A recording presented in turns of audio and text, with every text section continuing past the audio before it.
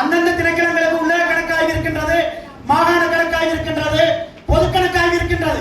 ஆகவே அவற்றின் அடிப்படையில் தான் நீங்கள் எல்லா கணக்காகவும் படித்துதான் சரி. அர்ஜுன் அமைதியாளர்களை சாட்சியம் சரி. ஓகே ஓகே அமைதியாளர்கள் அடுத்த ஸ்டெப் கடந்த காலங்களில் எல்லா கொஞ்சம் இது காட்சி கொண்டு போன வேற ஒன்று கதை செய்யலாம். அது சரி, அதுதான் சொல்றப்ப இந்த பஸ் ஸ்டாண்ட போய் பாருங்க. உண்மை உண்மை உண்மை பஸ் ஸ்டாண்ட்ல இருக்கிற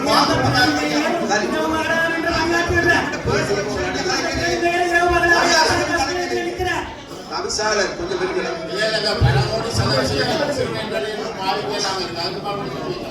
அடுத்த நகர சபையில அப்ப இந்த பிரச்சனை ரொம்ப இளங்குமரன் கேட்டு கேள்வி விட்டு அதுக்கு நீங்க பதில் ஒன்று சொல்லுங்க. இவ்வளவு நாள பாவிக்கல ஓகே, இனியாவது நாளைக்கு சரியான நடவடிக்கை எடுக்கிறோம்.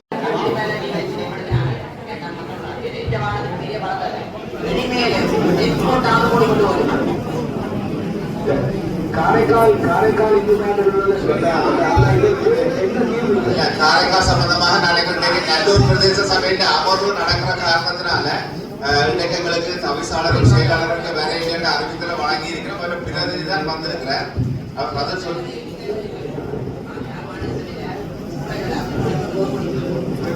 கொண்டுதான் தற்போது செல்லப்படுகிறது. நான் உறுதிப்படுத்துகிறேன்.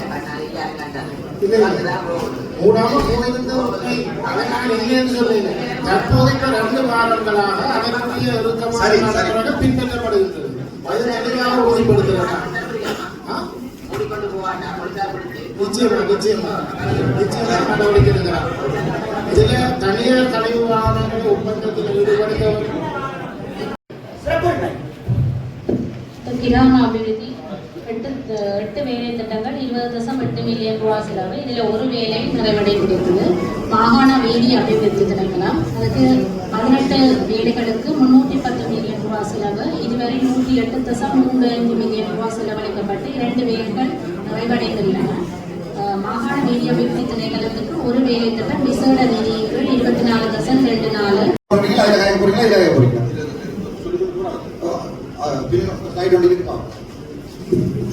கல்வி திணைக்களத்துக்கு 45 வேலை திட்டங்களுக்கு 402.405 மில்லியன் ஒதுக்கீட்டில் 28 வந்து 1000 சொச்ச ரூபான பெருமதியான காசு தான் மாணவர்களுக்கு வந்து டிராவலுக்கு கொடுக்கணுமா. ஆனால் மேல் மாகாணத்தில் நடக்கிற போட்டிகள்ல அதை கூட்டிட்டீங்களா? அதே கூட்ட சொல்லிங்கன்னா அங்கிருந்து அந்த வாரத்துக்கு 6000 ரூபாயோ கொடுக்குறாங்க. இது ஏதோ 1500 ரூபாயோ அது நீங்க தரையிலேருந்து கம்ப்ளைண்ட் பண்ணாலும் இவ்வளவு கூட்டி இருப்பீங்களா? சரி, அதுக்கான அறிவு கொடுத்தாச்சு, கொடுத்துட்டீங்க. 2வது இந்த கல்வியில வேகன்சி வந்து இந்த 2019ஆம் ஆண்டு 2019ஆம் ஆண்டு பாஸ் அவுட் பண்ணின ஜூனியர் ஸ்டூடெண்ட்ஸ் கிட்ட 400 பேருக்கு வந்து மேல் மாகாணத்துல இப்ப ஆசிரியர் நியமனம் கொடுத்துருக்கீங்க மேல் மாகாணத்துல. ஆனா வட மாகாணத்துல வந்து வேகன்சி இந்த உங்களுக்கு ஆர்டிஐ போர்டு கடிதம் எல்லாம் அனுப்பியிருக்கணும். அதுல சிங்கள பாட ஆசிரியர்களுக்கு மட்டும் 454 வேகன்சி இருக்குது வட மாகாணத்துல. ஆனால் அதை ஒரு சிறப்பு பாடமா படிச்ச ஆசிரியர்களுக்காரர் கிட்டத்தட்ட ஒரு 50 பேருக்கு மேல இப்ப பாஸ் அவுட் பண்ணி 2021 பாஸ் அவுட் பண்ணி 25 வரைக்கும் வேகன்சி இல்லை.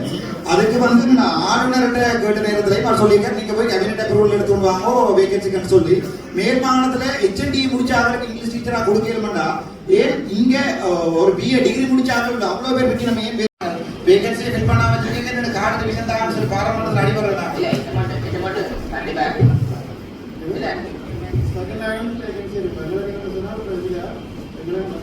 டாக்டர். இன்றைக்கு முதல் ஒரு பெரிய ஒரு பூகம்பம் ஒன்று படித்தது என்னென்றால் பாராளுமன்ற உறுப்பினர் இருக்கைகள் சம்பந்தமாக அது சம்பந்தமாக தெளிவுபடுத்த இயலுமோ? இல்லை, அதுக்கு ஒரு சேர்க்கல் ஒன்று இருக்குது. பிரசிடென்ஸ்ன்னு சொல்கிறது ஒரு சேர்க்கல் ஒன்று இருக்குது. இப்போ அந்த அரசு அதிகாரிகளுடைய தரம், இப்போ உதாரணத்துக்கு ஜனாதிபதி, அதுக்கடுத்து பிரதம மந்திரி, அதுக்கு பிறகு பாராளுமன்ற சபாநாயகர், அப்படி இருக்குது. அப்போ ஒரு மீட்டிங் ஒன்று பேக்கில் அந்த ஓர்டரில் தான் இருக்கையில் போட்டு இருந்தவங்க. அதில் 13வது ஜனாதிபதி அவையெல்லாம் போய் உச்ச நீதிமன்ற நீதிபதியெல்லாம் போய் அதே பிறகு 13வதாக பாராளுமன்ற உறுப்பினர்கள் இருக்கணும். 30வது தான் திணைக்கள தலைவர்கள் இருக்கணும். இப்போ நீங்கள் வேறு எந்த டிஸ்ட்ரிக்ட் எடுத்து பார்த்தீங்கன்னா, உதாரணத்துக்கு மட்டக்களப்பு, மன்னார், வவுனியா எல்லாம் பார்த்தீங்கன்னா பாராளுமன்ற உறுப்பினர்கள் ஏஜிஏஜியோட எல்லாரோடையும் சேர்ந்து மேல் வரிசையில் தான் இருக்கிறது. கீழ் வரிசையில் தான் மற்ற அந்த ஓர்டரில் தான் வைக்கிறது. இங்கே எங்களுடைய பிரதீபனுடைய வேலை என்னென்றால், அவர் தான் ஒரு செயலாளர் அடிப்படையில் போய் மேலே இருந்து கொண்டு நாங்கள் அவரை பார்த்தா 5 ஆண்டு கதை கவர்மெண்ட்லாமே ஒன்று இருக்குது. அது அவரை தெரியணும். அவர் SL கிரேட் 1ஓ 0ஓ எனக்கு தெரியாது.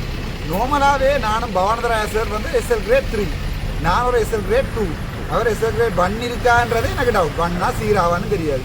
அதோட எங்களோட அமைச்சர் சந்திரசேகர் பாராளுமன்றத்தில் மக்களால் தெரிவு செய்யப்பட்ட பிரதிநிதியும் இல்லை. அவர் ஒரு தேசிய பட்டியலில் எழுதி. ஏஜிஏன்றது கவர்மெண்ட்டை ஒரு ஏஜிஏல கவர்னர்ன்றது கவர்மெண்ட்டே ஒரு அப்பாயின்மெண்ட். அப்போ அவன் 3 பேரும் இருந்து கொண்டு கீழே எங்களை கொண்டே 30வது இருக்கிற ஓடரில் கொண்டே விடையில ஒரு டிக்னிட்டின்னு ஒன்று இருக்குது. இப்போ ஒரு இப்போ உதாரணத்துக்கு இப்போ நாங்கள் எங்களுக்கு அதெல்லாம் தேவையில்லை, கதிர தேவையில்லை, ஜனாதிபதி போய் கடைசி வரிசையில் இருக்கல. அப்போ அந்த ஓடரில் இருத்தோணும். அதில் 30வது 31க்கு பிறகு தான் பிரதேச உறுப்பினர்கள் வரையணும். இப்போ ஒரு திணைக்கள தலைவர்கள் அதுக்கு முதல் வரைவினம். அப்போ அந்த ஓர்டர் ஒன்றும் பார்க்காம பிரதீபன் மட்டும் இங்கே யாழ்ப்பாணத்தில் மட்டும்தான் அது என்னென்னா தனக்கு விரும்பின மாதிரி சீட்டிங் அரேஞ்ச்மெண்ட்டை செய்து கொள்வது. அதுக்கான ஒரு ப்ரொசீடியர்ஸ் ஒன்று இருக்குன்னா அது மற்ற டிஸ்ட்ரிக்டில் இப்படி செய்கிறேன். இப்போ இவ்வளோ தான் வேறு இவ்வளோ காலங்காலமாக இப்படி தான் செய்கிறோம்னு செய்யலை தானே. காலங்காலமாக நாங்கள் கையால் தான் குத்துறோம். இப்போ கையால் குத்துறது தானே அரிசியை கொண்டு இப்போ மில்லானே கொடுக்குறோம். அப்போ அதில் விளங்கி கொள்ளணும். நான் நினைக்கிறேன் அது அடுத்த முறை சேஞ்ச் பண்ணிக்கிறோம்னு நினைக்கிறேன். அது அவரை பொறுத்து, அவர் மேலே தான் இருக்க போகிறாருன்னா அவர் மேலே நினச்சி கொண்டு. இன்றைய அமர்விலே புதிதாக பதவியேற்ற என்ன லோக்கல் எலெக்ஷனில் வந்தவர்கள் எல்லாரும் பங்கேற்றார்கள். கூடுதலாக தவிசாளர்கள், பிரதேச உறுப்பினர்கள் எல்லாம் பங்கேற்றார்கள். அந்த அமர்விலே பாராளுமன்ற உறுப்பினர்களுக்கும் பிரதேச தவிசாளர்களுக்கு இடைக்கான ஒரு சில கருத்து முரண்பாடுகள், விதண்டாவாதங்கள் நடந்தது. ஒரே ஒரு கேள்வி கேட்டினா, இந்த குப்பைப்பட அள்ளுவியல் ஏனெண்டா அங்கே இன்றைக்கு வலிக்கிட்டு வந்து கேஸில் இருந்தோடனே யாழ்ப்பாணம் வரைக்கும் போய் பாருங்க. இன்றைக்கு போய் பாருங்கோ, இந்த உப்புமட பிள்ளையாவில் அடியில், அதுக்கு பிறகு இங்கே வர அந்த வைரோவில் அடியில், அதுக்கப்புறம் அந்த பொக்ஸ் ஹோட்டலுக்கு முன்னால் மெயின் ரோட்டில் குப்பை ஓட்டி கிடக்கு. அப்போ நாங்கள் இங்கே வந்திருந்து கொண்டு அந்த வீதி அபிவிருத்தியை கிராமிய வீதிக்கு தங்கள்கிட்ட பெர்மிஷன் இல்லாமல் பாராளுமன்ற உறுப்பினர்கள் இளங்குமரன் ஜீவனாக்கள் போய் லொரியில் நின்று படம் போடினா தங்களுக்கு தெரியாமல் வேலை ஆரம்பிக்கணும்னு சொல்லி கதைக்கிற ஆக்கள் முதல்ல தங்கண்ட டியூட்டியே செய்யணும். எங்கள்ட கபிலன், NPP பாராளுமன்ற உறுப்பினர் கபிலன் அண்மையில் சொல்லியிருக்கிறார் மாநகர சபையில் ஊழல் இருக்குண்டு. அப்போ நீங்கள் முதல்ல உங்களை உதாரணத்துக்கு யாழ்ப்பாணம் தான் இலங்கையிலேயே குப்பையான மாவட்டம். யாழ்ப்பாணம், கிளிநொச்சி, முல்லைத்தீவு, வவுனியா, மன்னர், இந்த 5க்கும் போங்க. அதை விட்டுட்டு ஒரு டிஸ்ட்ரிக்ட்டுக்கு போங்க. இப்போ என்ன வித்தியாசம் தெரியுது?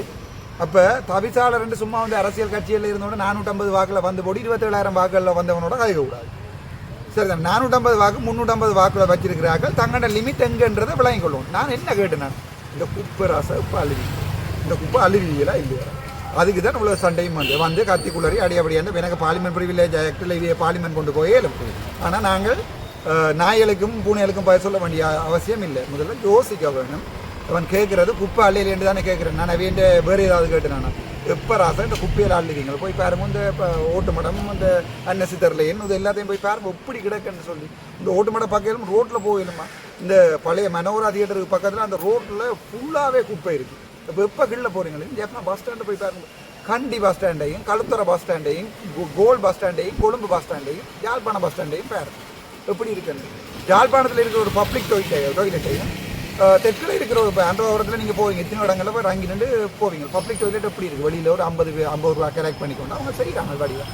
அது கூட செய்ய இல்லாமல் இருந்தால் கேள்வி கேட்டோன்னு எழும்புறது கத்துறக்குள்ளது. 350 வாக்கில் வந்ததில் நாங்கள் ஒன்றும் செய்யலை.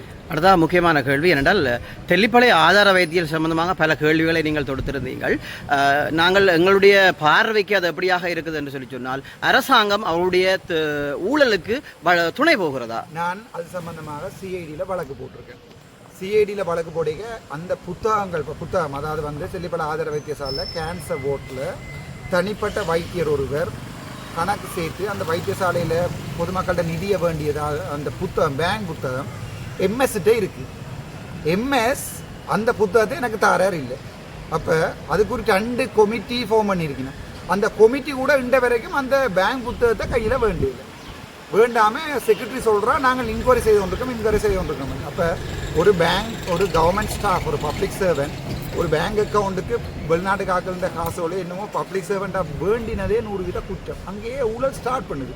அதை பிடிக்க இல்லாமல் எங்கள்ட அமைச்சர் சந்திரசேகர் என்ன சொல்கிறாருன்னு சொன்னால், நீர் இதை இங்கே கதைக்காதையும் இங்கே கதைக்கிறேன். அது பிறகு பார்த்தீங்கன்னா எங்கள்ட ஜிஏட கதை போன முறை சொல்கிறேன் 2097ஆம் ஆண்டு வந்த கெசட்டை வந்து இம்ப்ளிமெண்ட் பண்ண சொல்லி கடிதம் பெறையில அதான் பேசினா ஆ காட்டலாம் பே காட்டக்கூடாது. சரி தானே, ஒரு லிமிட் ஒன்று இருக்குது. இப்போ ஜிஏ மற்றவன் ஊரில் இருக்கிறவனை பே காட்டுற மாதிரி எங்களை பே காட்டக்கூடாது. இப்போ ஒரு கெசட் ஒன்று வந்து அதை இம்ப்ளிமெண்ட் பண்ணல என்றால் அது மற்றவர்களுக்கு விளங்காது. கெசட் எங்களுக்கு அது அக்குவரு ஆணிவர், அதுக்கு அதை கெசட்டை ஃபோம் பண்ணுறதுக்கு கை வைக்கிறதே நாங்கள் தான். அப்போ ஒரு கெசட்டை சும்மா பே கதையக்கூடாது. நாங்கள் என்னது இன்னும் பாதினியத்தை வந்து க்ளீன் பண்ணுறதுக்கு இன்னும் ஒரு இந்த போய் பாருங்க, இந்த ஆஞ்சநேயர் கோயிலுக்கு முன்னால் மெக்லியட் ஹாஸ்பிட்டலுக்கு முன்னால் பாருங்க, இவ்வளவு பாதினியர் ரோட்டில் இருக்க போய் ரோட்டில் வந்து இந்த தீவங்களுக்கு இப்போ ரோட்டில் 2 பக்கம் பாருங்கள் முள்ளு இடமே கிடக்கிறது தனி பாதினி. இந்த வரைக்கும் வச்சு பாதினியை க்ளீன் பண்ணிக்கணும். அந்த கெசட்டில் தெளிவாக சொல்லியிருக்கு, பாதினியை வளர விட்டால் அந்த காணி உரிமையாளர்களுக்கு வழக்கு போடுது. இன்றைக்கு ஒரு வழக்கு போட்டிருக்கீங்க, நம்ம சும்மா நித்திர உள்ள வேண்டியது. டிசிசி மீட்டிங் வரைக்கும் ஏதாவது கேட்பாண்டு எடுத்துக்கொண்டு ஓடியாரு. இப்போ கேள்வி கேட்டாலும் ஒரு பிரச்சனையாக கிடக்கு. அது அமைச்சருக்கு பிரச்சனையாக கிடக்கு. இப்போ இன்றைக்கு பார்த்தீங்கன்னா எங்கள்ட இளங்குமரன், ரஜீவன் எல்லாருமே கேட்கறதுக்கு 1000 கேள்விகளோட வந்தது. அமைச்சர் வந்து அங்கே ஜிஏயையும் பாதுகாத்து கொண்டு அங்கே இருக்கிற ஸ்டாஃபையும் பாதுகாத்து கொண்டு ஜிஏ அதுக்குள்ள தண்ணி இருக்கிற ஸ்டாஃப்ட்டு இன்றைக்கு பெரிய பிரச்சனை தொடங்கி தான் டிஎஸ்மாருக்கு ட்ரான்ஸ்ஃபர் கொடுக்குறது. அமைச்சர் அதுக்கு வந்து ஒரு பதிலை சொல்லணும். இப்போ 8 டிஎஸ்மார் எனக்கு இந்த வரைக்கும் சொல்லிட்டுனா தங்களுக்கு பர்சனலாக ரிவெஞ்ச் பண்ணப்பட்டு ட்ரான்ஸ்ஃபர் பண்ணி இளங்குமரன் பேரோடையே சொல்லிட்டு தண்ட இடத்துல இருக்கிற டிஎஸ் அங்கே விட்டாச்சு இங்கே விட்டாச்சு சாவிச்சு. நான் ஒரு நாளும் ஒருத்தருக்கு ரெக்கமெண்ட் பண்ணி கேட்க போகிறதும் இல்லை. ஆனால் 8 டிஎஸ்மார் சொல்லி போட்டோம்னா ஜிஏ தனக்கு விரும்பின மாதிரி ட்ரான்ஸ்ஃபர் கொடுக்குறாரு. இப்போ இவருக்கு விரும்பின மாதிரி ட்ரான்ஸ்ஃபர் கொடுக்குறது ஒன்றும் சீதனை சொத்து இல்லை தானே. இவருக்குன்ற ஒரு சர்க்குலர் ஒன்று இருக்குது. அதைத்தான் நான் கேட்டேன், நீங்கள் எப்படி இந்த ட்ரான்ஸ்ஃபர் கொடுத்தீங்க, அதுக்கு தான் அந்த கேன்சல் பண்ணுற கமிட்டி ஃபார்ம் பண்ண பண்ணுறேன். இப்போ இதுகளை கதைச்சா பிரச்சனையாக கிடையாது. இதில் ஸ்ரீதரன் மாதிரியோ கயேந்திரமார் பொன்னம்பலம் மாதிரியோ வந்து தேத்தனையும் வடையும் குடிச்சிட்டு போகிறா இருந்தால் எனக்கு அது இயலாது. இப்போ ஸ்ரீதரன் ஐயா சொல்லியிருக்கார், இந்த சுதேச வைத்தியர்கள் வந்து அதாவது வந்து இந்த யுனானி டாக்டர்ஸ், ஆயுர்வேத டாக்டர்ஸ், நீங்கள் டாக்டருக்கு படிச்சிருந்தீங்க, நீங்கள் போய் டீச்சிங்கை படிச்சிருந்தீங்கன்னா டீச்சராக போயிருக்கலாம். நான் அவங்களாம் 3000-4000 பேர் வேலை இல்லாமல் இருக்குது. அது படித்தோன்னு தான் அந்த கஷ்டம் தெரியும். அப்போ வைத்தியசாலையில் டெவலப் பண்ணி அவங்க அந்த வேலைக்கு அப்பாயின்மெண்ட் எடுத்து கொடுக்குறதுக்கு அரசியல்வாதிகளுக்கு மண்டைக்குள்ள சிறைக்கு இல்லை. வர வேண்டியது இருக்கிறத தின்ன வேண்டியது, அங்கே அவங்க வாசிக்கிறது கேட்டு கொண்டிருக்கிறது போக வேண்டியது. அது பிறகு கயேந்திரமார் பொன்னம்பலம் சொல்கிறார், அந்த தெல்லிப்பள வைத்தியசாலை வைத்தியாதிகாரின்ற விஷயமாக இன்கொயரி நடக்கிறேன். இன்கொயரி நடக்கல. இன்கொயரி நடந்த வழியால் விஷயம் வேறு. இந்த டிபார்ட்மெண்ட் இன்கொயரி எங்களுக்கு தெரியும் தானே. நாங்கள் உதே இந்த வருது வாயில் இந்த ஆணியில் இருந்து தான் பார்லிமெண்ட் போடனாங்க. அப்போ எங்களுக்கு தெரியும் என்ன மாதிரி வந்து இவ இன்கொயரி செய்வினம் கதைச்சி பேசி பார்லிமெண்ட்டில் நடக்கிற இன்கொயரியே பயங்கர மோசமாக நடக்கிட்டு இங்கே தெரியும் தானே. அப்படி அப்போ அந்த பேங்க் புத்தகம் இருக்கண்டா, அந்த பேங்க் புத்தகத்தை பப்ளிஷ் பண்ணி சிஐடி கொடுத்துருக்காரு. நான் சிஐடியில் கம்ப்ளைண்ட் போட்டிருக்கோம். அதில் ஒரு தேங்காய் 1000 ரூபா எனக்கு இதுவரை போட்டிருக்கார். தேங்காய் மண்டியன் ஒருத்தர் எனக்கு எல்ஓடி விட போட்டிருக்கார். 500 ரூபா கொடுத்தா அவர் எல்ஓடி அனுப்புறார். ஆனால் அதுக்கு வந்து நான் ஒன்றும் செய்யலாது. ஏன்னா இது எவிடன்ஸோட இருக்குது. என்ன குத்தி முறிஞ்சாலும் எவிடன்ஸோட இருக்குது. இந்த வழக்கும் போடலாம். சம்பந்தப்பட்ட மருத்துவர் ஒரு ஆள் சொன்னார், இந்த டிசிசி மீட்டிங்கு வந்த பிறகு நோயாளிகளாக போகிறோம். பேர் சொல்லுங்க. அதான் இப்போ நோயாளிகளாக அவர் வந்து என்னோட கதை கேளாது. ஏன்னா அவருக்கு எனக்கு வழக்குகள் இருக்கு. அவர் என்ற பேரை சொல்லி டிசிசி மீட்டிங்ல கதைச்சதே 100% பிள்ளை. அவரே கோர்ட்ஸ் ரூல்ஸை வயலேட். நீங்களும் இதில் பேர் பாதிக்காம கதை. நான் பேர் பாதிக்கல. சரிதான், நான் பேர் அப்பவும் பாதிக்கல எப்பவும் பாதிக்கல. ஏன் உங்களுக்கு நெஞ்சு நோ வருது? நாங்கள் கேள்வியை கேட்டா நீங்க 1000 கேள்வி. இந்த இடத்துல எல்லாரையும் நாங்கள் கூப்பிடுறது மக்களுக்கான தீர்வை பெறதுக்கு. ஐயோ உங்கள்ட்ட கேள்வி எங்க கேள்வியை கேட்டா நெஞ்சு நோவுதுண்டா விட்டுட்டு ரிசைன் பண்ணி போட்டு வீட்டை போங்கண்டாப்பா அடிச்ச காசுகளோட. பேருந்து என்னத்துக்கு இருந்தோட நெஞ்சு நோவு குத்தி முறியுது. ஒருத்தருக்கு நெஞ்சு நோவுதுண்டா நீ பிள்ளை விட்டு நீ என்னோட 1000 கேள்வி. நான் எந்த பாராளுமன்ற உறுப்பினர் என்ன மாதிரி விமர்சிக்கப்பட்டிருக்கார்? எந்த பாராளுமன்ற உறுப்பினருக்கு குத்தி முறிஞ்சு நீங்க தனியா 3 டிக்டாக் போட்டு குளறீங்க. அப்போ நான் நெஞ்சினோதா சொல்லி கொண்டுருக்கேன். குளருக்கு ஒரு ஆசை இந்த நான் எப்படின்றது எனக்கு தெரியும். நான் ஒன்றும் மகாத்மா காந்தியோ அல்லது வந்து கடவுளோ இல்லை தானே. எனக்கு தெரியும் நான் என்ன செய்கிறேன்னு. இப்போ கேள்வி ஒன்றை கேட்டால் ஒரு இந்த இதைத்தான் கேட்குறீங்க அதைத்தான் கேட்குறீங்கன்னா அந்த டாக்குமெண்ட்டை கொண்டு கொடுக்க வேண்டியானே. நான் பல விடையில் இந்த பேரைய கேள்வியே கேட்கக்கூடாது. நெஞ்சு நோவுதாண்டா கேள்வியே தெல்லிப்பள ஆதார வைத்திய நேராக சொல்கிறேன். தெல்லிப்பள ஆதார வைத்தியசாலையின் பேங்க் புத்தகத்தை கஸ்டடியில் எடுக்க வேண்டியது கேதீஸ்வரன், டாக்டர் கேதீஸ்வரன். இன்ற வரைக்கும் அதை கஸ்டடியில் எடுக்கல. செக்ரட்டரின்ற அந்த புத்தகத்தின் இதை கஸ்டடியில் எடுக்கல. ஏன் எடுத்து அந்த டாக்டருக்கு எதிராக இன்கொயரி நீங்கள் ஸ்டார்ட் பண்ணல நம்ம காசு சேர்த்ததுக்கு? அப்போ எங்கே போய் இது முடிய போகுது? கேட்டால் அதுக்குள்ள அமைச்சர் வர அவைக்கு சப்போர்ட். நீங்கள் இது கேட்டீங்க தானே கேட்டீங்க. யாழ்ப்பாணத்தை கட்டி எழுப்புறது சரியான கஷ்டம். ஆனால் மேக்ஸிமம் ட்ரை பண்ணுவோம். அதே மாதிரி தான் நாங்கள் இன்னொரு கேள்வி கேட்குறோம். இன்றைக்கு ஆரியகுளம்ன்றது எங்களுடைய பாரம்பரிய சொத்து, ஒரு மரபு சார்ந்த ஒரு சொத்து. இன்று நடப்பாண்டில் இருக்கிற அரசாங்கம் அதை கைவிட்டிருக்கிறான.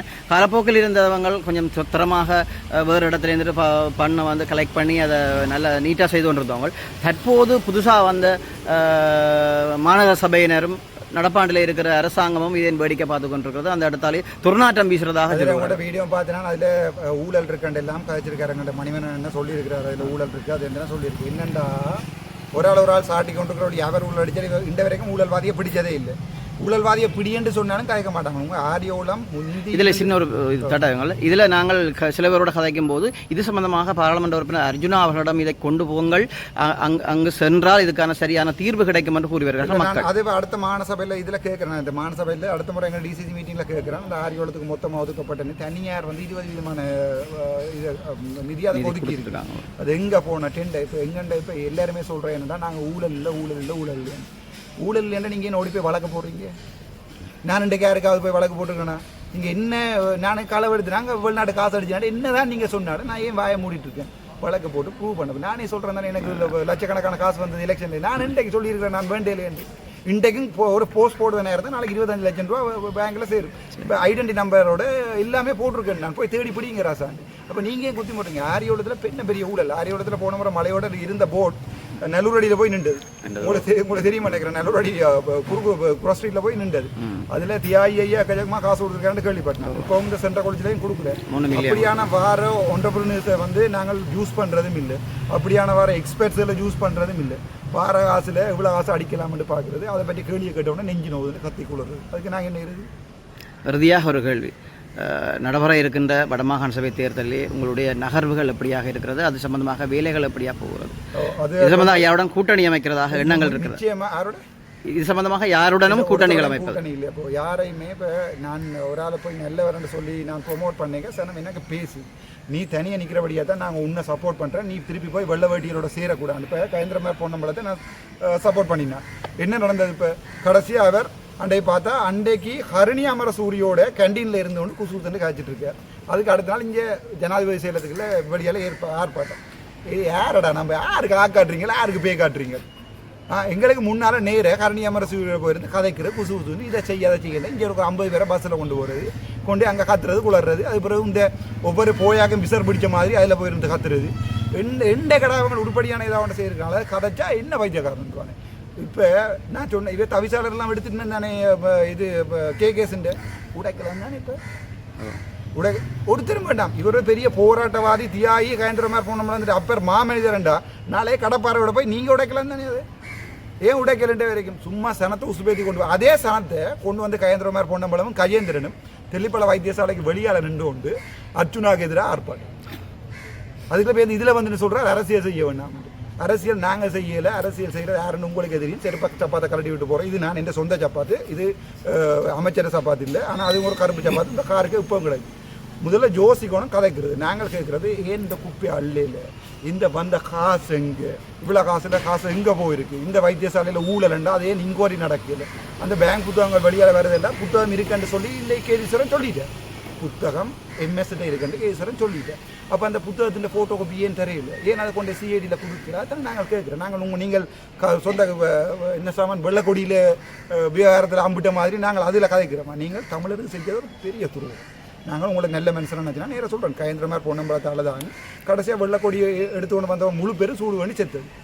இன்றைக்கு வரைக்கும் என்ன செய்றீங்கன்னா அங்கே ஹரணி அமரசியோட ஒரு கதை, இங்கே பார்லிமெண்ட்டில் ஒரு சும்மா ஒரு மாற்று கதை உண்டு. அது பிறகு இந்த செம்மணி போராட்டம் நடக்க படம் நின்றா சிக்காண்டு போட்டு லண்டனுக்கு ஓடுறது, திருப்பி இங்கே வந்து நிற்கிறது. இதில் கொஞ்சம் பேரை கூட்டி கொண்டு வச்சுட்டு அடியண்டு அனுப்பி விடுறது சிறியரன் ஐயா. அதெல்லாம் ஏன் இந்த நாய் இல்லை. நான் பின்னால் நீங்களே பின்னால் நின்றனியா எங்களுக்கு முன்னுக்குள்ளே கீழே இருந்தால் அனுப்பி போய் அமைச்சருக்கு அடித்தவங்க புரிஞ்சுச்சானே உங்களுக்கு. அதே நேரத்தில் இவன் ஆக்கள் வந்து குட்டிக்குள்ளாரி எங்களோடையும் குழம்ப வலிக்கிட்டு இதோட கெட்ட அரசியல் இந்த அரசியல் இருந்து செய்கிற கஷ்டமான செய்வோம் நிற்கும் பிறகு என்று கேட்குறது. நன்றி.